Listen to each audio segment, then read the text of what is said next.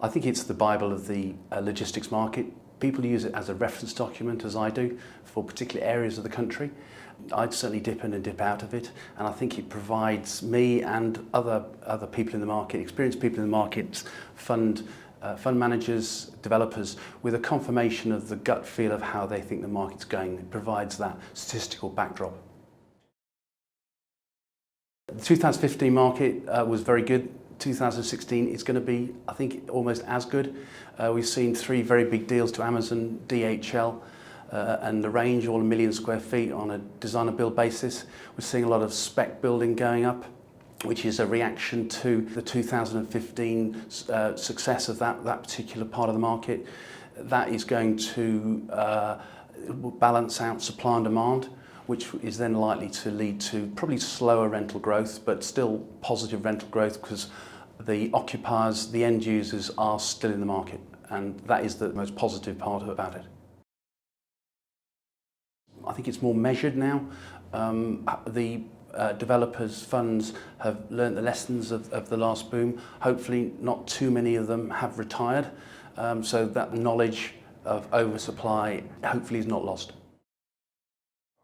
We've seen a relatively good start to 2016. Acquisitions have been up again in comparison to previous years, and certainly it's been better than it was during the dark times of 5 years or so ago. We're seeing continued demand from a wide variety of occupiers. It seems that the retailers, and in particular the internet retailers, are very strong back into the market. We've seen businesses like Amazon and Gerald in particular. But we're also seeing other businesses seeking to invest in the UK with the hope of actually improving levels of productivity. We're seeing a fair bit of investment in speculative development, certainly in the London and the South East.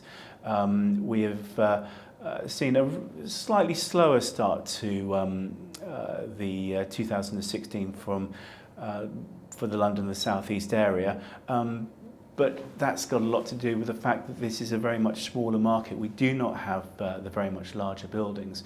In fact, we haven't seen a transaction of over 100,000 square foot in the first quarter of this year. So I see that as being perfectly aligned with what we would expect for the market. Looking further forward, the speculative development is going to be targeted at the higher or the core locations, in my view, certainly in West London and East London, North London, and in particular also some of the major county towns such as Milton Keynes and Reading. We have seen consistent levels of inquiries in those areas, and we see the developers and funds will be wanting to invest in that. Yeah, I do believe the referendum is going to have an impact.